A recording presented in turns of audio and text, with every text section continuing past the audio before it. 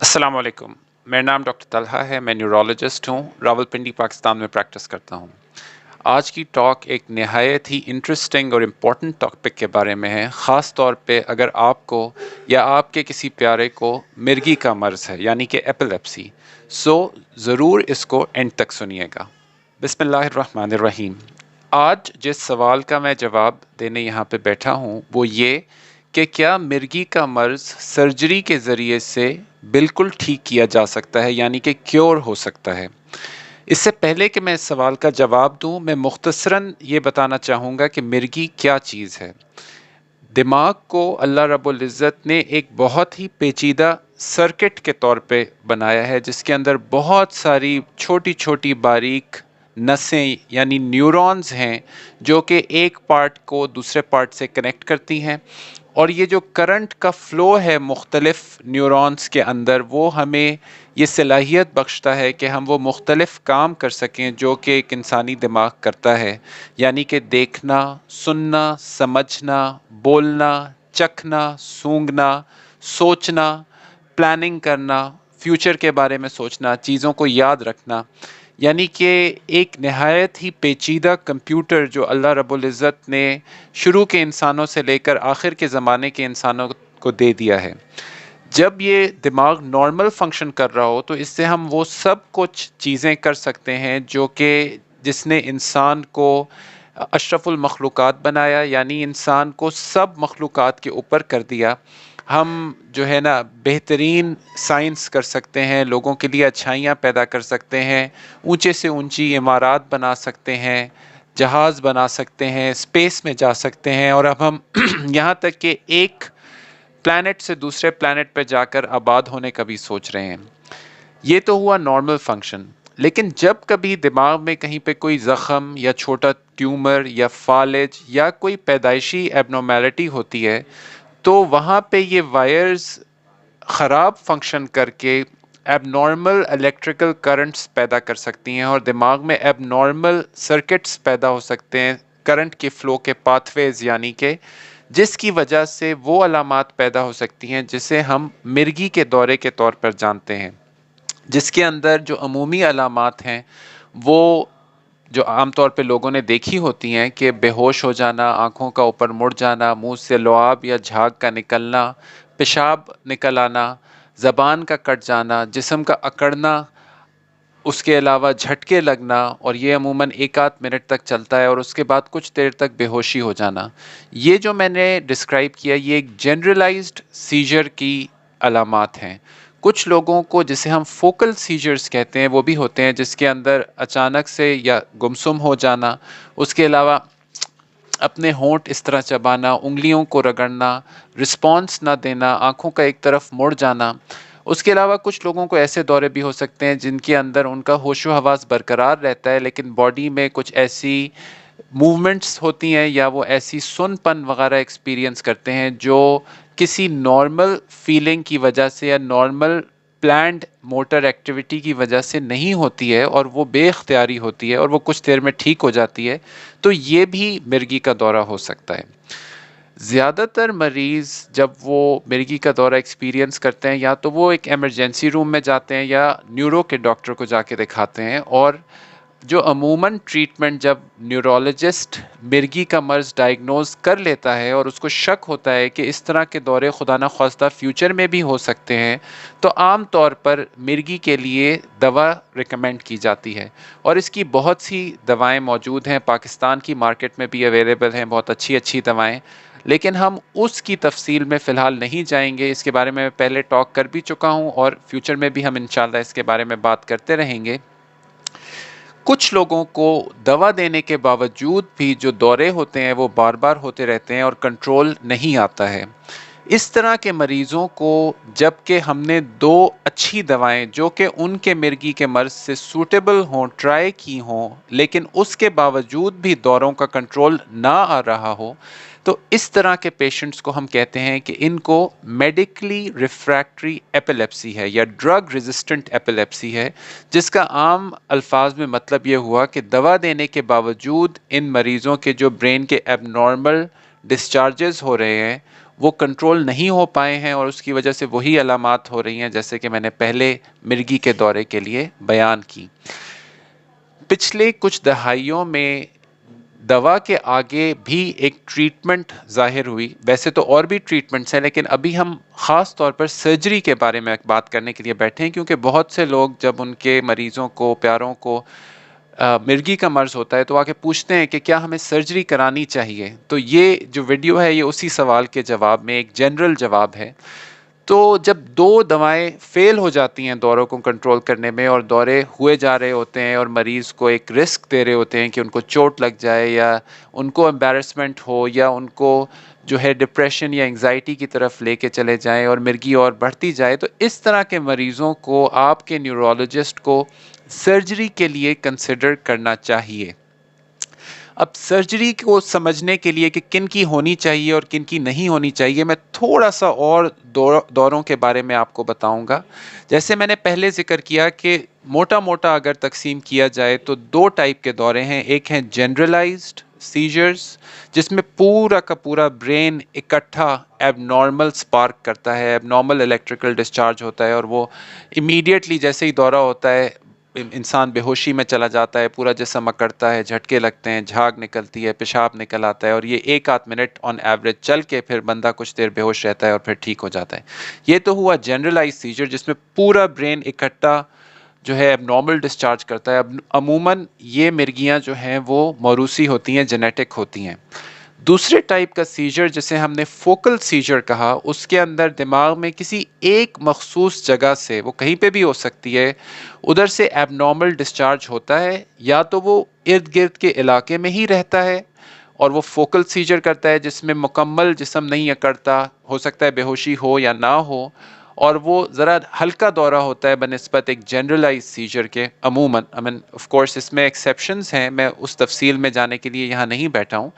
تو وہ focal seizure یا تو اسی علاقے میں رہتا ہے جہاں سے وہ ایب نارمل ڈسچارج نکلا ہوتا ہے، یا پھر وہ تھوڑی دیر ایک علاقے میں رہ کے باقی علاقے کے اندر پھر پھیل جاتا ہے، جسے ہم سیکنڈری جنرلائزیشن کہتے ہیں، کہ ایک جگہ سے شروع ہوا اور پھر تھوڑی دیر بعد پورے دماغ پہ پھیل گیا، اور وہ سیکنڈری جنرلائز سیجر بھی ویسا ہی شکل اختیار کر لیتا ہے جس میں پورا جسم اکڑنا، آنکھیں مڑنا، جھاگ نکلنا، پیشاب نکلنا، جیسا کہ ایک پرائمری جنرلائز سیجر ہوتا ہے۔ زیادہ تر جو سرجریز ہیں وہ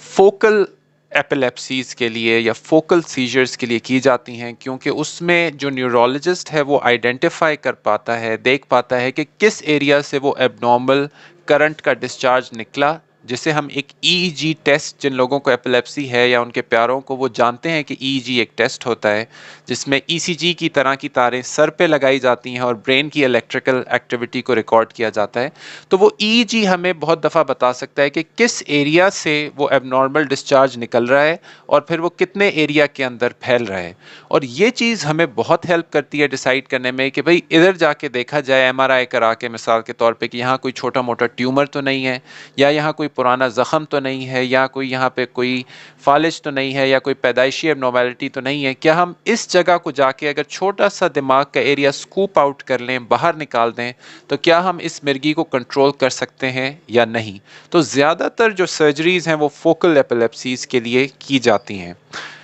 کچھ سچویشنز میں جنرلائزڈ ایپیلیپسیز کے لیے بھی سرجری ہوتی ہے، ایک خاص سچویشن جسے ہم کہتے ہیں ڈراپ اٹیکس۔ کچھ مریض مرگی کے ان کو ایک بڑا ہی خطرناک علامت ہو رہی ہوتی ہے جسے ہم کہتے ہیں ڈراپ اٹیک، جس میں وہ اچانک سے کھڑے کھڑے وداؤٹ کوئی وارننگ دیے گر پڑتے ہیں۔ اب آپ سوچیں کہ اگر 6 فٹ کا انسان اسی طرح سیڑھیاں اتر رہا ہے اور اس کو وہیں پہ ڈراپ اٹیک ہو گیا، تو وہ جس طرح بھی جسم میں پوری طاقت ختم ہو جانے سے، ایٹونک سیجر ہو جانے کی وجہ سے، یعنی ٹانگوں کے پٹھوں کا جو سختی ہے جس نے پورے جسم کو پکڑ کے رکھا ہوتا ہے، ایک دم سے وہ ختم ہو جاتی ہے اور مریض پورا کا پورا گر پڑتا ہے، سر لگے، ہڈی مرے، ہڈی لگ جائے، ہڈی ٹوٹ جائے، سر میں بلیڈنگ ہو جائے، سب کچھ ہو سکتا ہے۔ تو ان ڈراپ اٹیکس کے لیے بھی جنرلائز سیجر ہونے کے باوجود سرجری کی جاتی ہے، جسے ہم کارپس کیلوسیکٹمی کہتے ہیں۔ ہم لوگوں کے لیے مشکل ٹرم ہوگی، جس میں ان آسان لفظوں میں اس کا مطلب یہ ہے کہ دماغ کے 2 حصے ہیں، دایاں دماغ اور بایاں دماغ، تو ہم بیچ سے ان کا جو آپس میں کنیکشن ہے، ایک چیز ہے کارپس کیلوسم، اس کو کٹ لگا دیتے ہیں تاکہ ایک طرف کا جو اب نارمل سرکٹ ہے اب نارمل کرنٹ ہے وہ دوسرے سے کمیونیکیٹ نہ کر پائے، اور اس سے بہت دفعہ دیکھا گیا ہے کہ ڈراپ اٹیکس بہتر ہو جاتے ہیں۔ اچھا، سرجری کے میں نے آپ کو دو جو ہے نا موٹی موٹی انڈیکیشنز بتا دیں کہ زیادہ تر فوکل میں کی جاتی ہے، ریئرلی جو پورے دماغ کے اب نارمل کرنٹس ہوتے ہیں، جنرلائز سیجرز ہوتے ہیں، ان کے لیے بھی کی جاتی ہے۔ اب سرجری کے میں نے جو عمومی ریزن بھی ہے وہ بھی بتا دیا کہ دو دواؤں سے کنٹرول نہ ہو تو پھر سرجری کی طرف جانے کا سوچنا چاہیے، آپ کے نیورولوجسٹ کو کم از کم آپ سے ڈسکس کرنا چاہیے۔ سرجری کے نقصانات کیا ہو سکتے ہیں؟ سرجری میں obviously یہ دماغ کی سرجری ہے، کوئی معمولی چیز نہیں ہے۔ سب سے بڑا جو فکر ڈاکٹر کو رہتی ہے کہ ہم کہیں کوئی دماغ کا ایسا حصہ نہ نکال دیں جس سے مریض کے جو نارمل فنکشنز ہیں ان پہ کوئی برا اثر پڑ جائے، کیونکہ آپ جانتے ہیں کہ دماغ ایک کمپیوٹر ہے پیچیدہ ترین، اور اس میں ہر ایک علاقے کا ایک مختلف فنکشن ہے۔ کوئی ایریا سپیچ میں ہمیں مدد کرتا ہے، کوئی نظر کا ہے، کوئی اسمیل کا ہے، کوئی سوچنے کا ہے،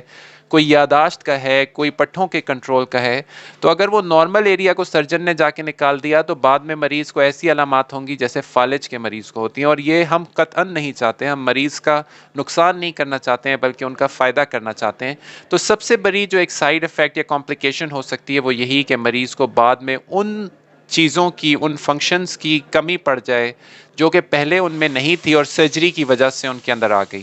دوسرا یہ کہ جیسے کسی بھی سرجری کی کمپلیکیشنز ہو سکتی ہیں کہ اس کے اندر ان کو دماغ کی ڈیمیج ہو جائے یا انفیکشن ہو جائے، یا خدا نخواستہ موسٹ سیریس کمپلیکیشن کہ کسی کی ڈیتھ ہی ہو جائے، اور ایسا بھی ہو سکتا ہے کہ کوئی سرجری کی کمپلیکیشن کی وجہ سے۔ اچھا، یہ بھی بتانا چاہیے کہ بار بار آنے والے دوروں کو کنٹرول کرنا کیوں ضروری ہے؟ اس کے بہت سارے ریزنز ہیں۔ اوبیسلی ایک میں نے ذکر کیا کہ بار بار دورے ہوں تو اس سے بندے کو چوٹ لگ سکتی ہے، کسی بھی جگہ پہ ہو سکتا ہے، بندہ فوت بھی ہو سکتا ہے، کہ مثال کے طور پہ اگر دورہ جو ہے وہ سوئمنگ کرنے کے دوران ہو گیا، بندہ سوئمنگ پول میں ڈوب گیا، یا جن کلچرز میں شاور وغیرہ لینے کا یا ٹب میں نہانے کا رواج ہے وہاں پہ اگر دورہ ٹب میں نہاتے ہوئے ہو گیا تو کسی اور کو پتہ نہیں چلا، ٹب میں لیٹے لیٹے دورہ ہو گیا صاحب کو، اور منہ الٹا پانی کے اندر رہ گیا، سانس نہ آیا، اور ایسے کئی کیسز ہوتے ہیں کہ جن کے اندر لوگ اپنے ہی باتھ ٹب کے اندر ڈوب کے فوت ہو جاتے ہیں۔ اس کے علاوہ نیند میں کچھ لوگ سرجری ایپیلیپسی کے دورے کے دوران، ریئرلی، زیادہ نہیں ہوتا ایسا، فوت ہو سکتے ہیں۔ اس کے علاوہ انسان کی جو نارمل فنکشننگ ہے، جاب ہے، بزنس ہے، اس پہ ایک برا اثر پڑ سکتا ہے۔ تو بار بار آنے والے دوروں کو کنٹرول کرنے کے بے شمار فائدے ہیں اور اس کی ہمیں بھرپور کوشش کرنی چاہیے۔ دواؤں کے بعد ایک اور آپشن جو نیورولوجسٹ کے پاس ہے وہ سرجری کا ہے۔ اور جو کمپلیکیشنز دورے نہ کنٹرول کرنے کی، آف کورس ڈپریشن کی پرابلم ہو سکتی ہے، گھبراہٹ کی پرابلم ہو سکتی ہے، اور یاداشت کی پرابلمز ہو سکتی ہیں۔ ان سب کو بھی ٹیکل کرنے کے لیے ایک جو ہے نا دواؤں کے بعد سرجری کے بارے میں سوچا جاتا ہے۔ فائنلی میں یہ بتاؤں گا جو آپ سب لوگ سننے کے لیے شاید بےتاب ہوں گے، کہ سرجری کے فائدے کیا ہیں، نتائج کیا دیکھے گئے ہیں۔ سرجری کے بہترین نتائج دیکھے گئے ہیں ان لوگوں میں جن کی دورے دواؤں سے کنٹرول نہیں ہو رہے ہوتے۔ میں کسی اسپیسیفک سرجیکل پروسیجر کے بارے میں ذکر نہیں کروں گا، ایک جنرل سا آپ کو آئیڈیا دوں گا جس سے آپ یہ سوچ سکتے ہیں کہ سرجری آپ کے مریض کے حق میں ہے یا نہیں حق میں۔ یہ دیکھا گیا ہے کہ سرجری کے بعد جن لوگوں کے دورے دوا سے کنٹرول نہیں ہوئے ہوتے ہیں ان میں سے تقریباً 2/3، یعنی آپ سوچ سکتے ہیں کہ 60-65% سے لے کے 70-80% تک مریضوں کو دوروں میں کمی آ جاتی ہے۔ یعنی آپ یہ نہیں میں کہہ رہا کہ کمپلیٹلی ٹھیک ہو جاتے ہیں، تقریباً 60 سے 80% مریضوں کے دوروں میں خاطر خواہ کمی دیکھی جاتی ہے، اور پھر اس کے بعد تقریباً 1/4 یعنی 25% مریض مکمل کیور ہو جاتے ہیں۔ مکمل کیور سے مراد کہ نہ ان کو دورے ہو رہے ہوتے ہیں اور ان کی دوائیں بھی بند ہو جاتی ہیں وقت کے ساتھ ساتھ۔ یعنی یہ بہت اچھا نتیجہ ہے کہ ایسے مریض جن کی امید ختم ہو چکی تھی، اس میں سے 60 سے 80% کے دوروں میں خاطر خواہ کمی، اور 1/4 کے اندر مکمل کیور واقع ہو جاتا ہے، اور ان کی زندگی بہت ہی بہتر پٹری کے اوپر چل کر وہ بہتری کی طرف جا سکتے ہیں۔ اس کے علاوہ جو ہے یہ چیز بھی جاننا ضروری ہے کہ امیڈیٹلی سرجری کے بعد دوائیں بند نہیں کی جاتی ہیں، انہی دواؤں پہ عموماً 1 سال کے لیے رکھا جاتا ہے، اور اگر کوئی دورہ نہ ہو رہا ہو تو پھر اپنے نیورولوجسٹ کے مشورے سے آہستہ آہستہ ان دواؤں کو کم کرنے کا عمل شروع ہوتا ہے، اور اگر وہ دورہ ان کو دوبارہ نہ ہو تو وہ ممکن ہے کہ مکمل دوائیں ختم کرنے تک پہنچ جائیں۔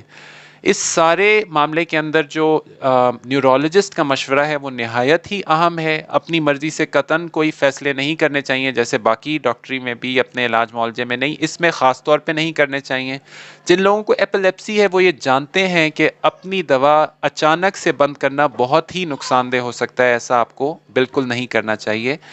ہر جو فیصلہ ہے ہر سٹیپ پھونک پھونک کے کرنا چاہیے اور اپنے نیورولوجسٹ کے مشورے کے ساتھ کرنا چاہیے.